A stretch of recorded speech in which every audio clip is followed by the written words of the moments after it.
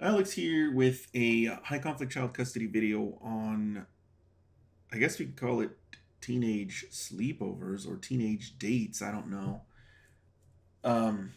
This could really apply to any child. There's people who really want to control this, and for good reason. The problem is, I'm not sure that the courts do anything about it. Based on what I've seen, it's one of those things they just leave to the parents. If you can find a way to show that the other parent is allowing their child to be in the custody of an abuser or a criminal or drug addict or something like that, you might be able to do something about it under the principles described in the video, duty to protect. But a lot of times, the complaints that I see don't go to that level, probably because people would know what to do at that point. But it's mainly that the other parent doesn't get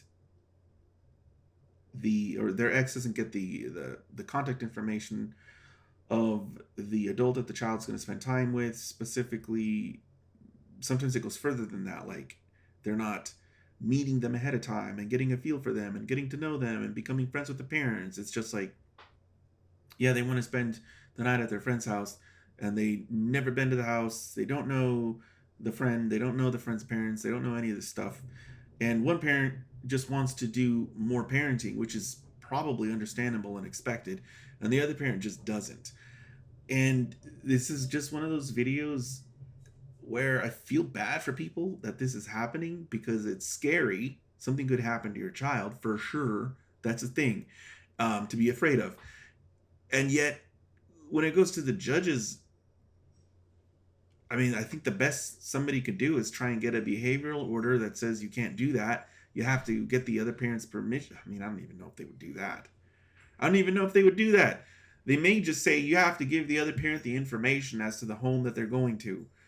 And then guess what? If that doesn't get complied with, take a look at the video, agreements ignored. Seriously.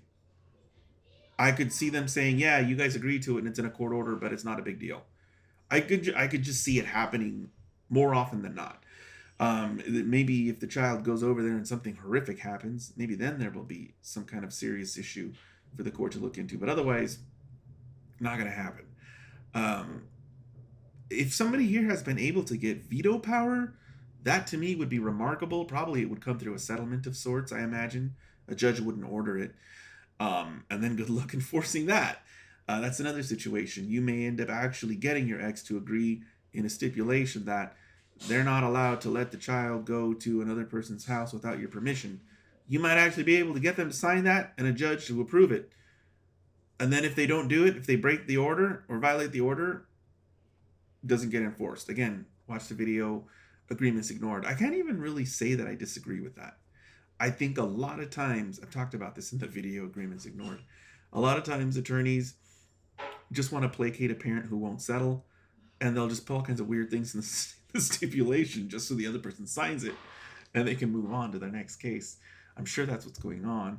And of course, the judge is like happy to close a file because they've already got so much work to do anyway. The problem is this turns into contempt of court motions.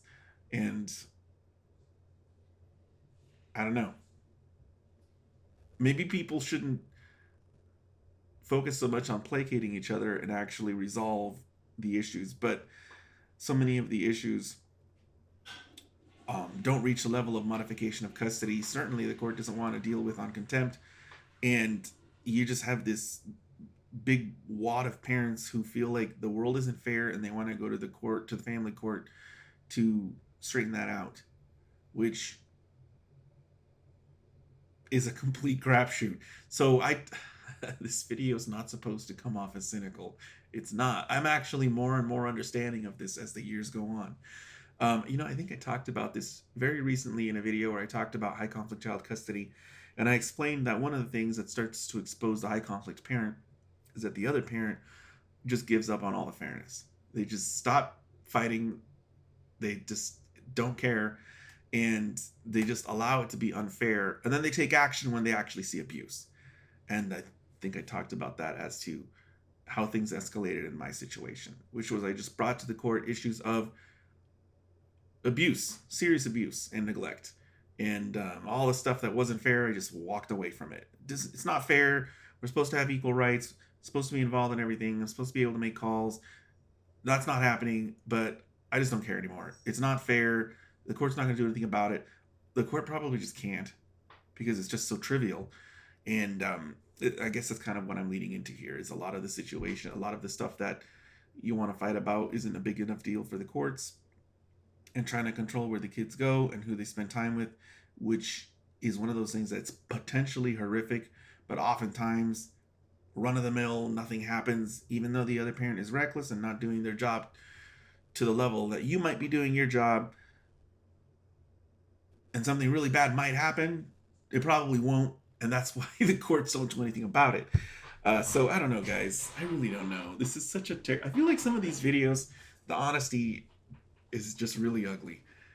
I think that parents who are not in family court would watch a video like this and lose their mind at stuff like this.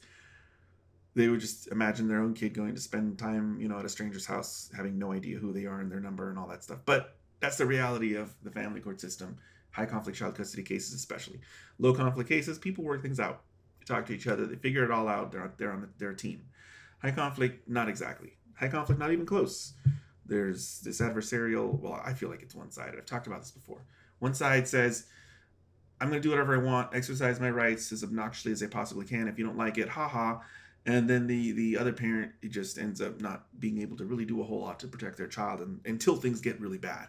In fact, in my own case, what was it? 5 crowns, 2 extractions, and then a bunch of F's, D's and F's in school.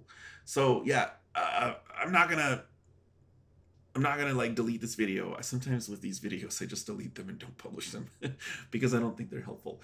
I don't know if this one will be helpful. If you guys think it is, let me know down in the comments. If not, let me know in the comments. I guess that's all I have for you guys. See you guys next time.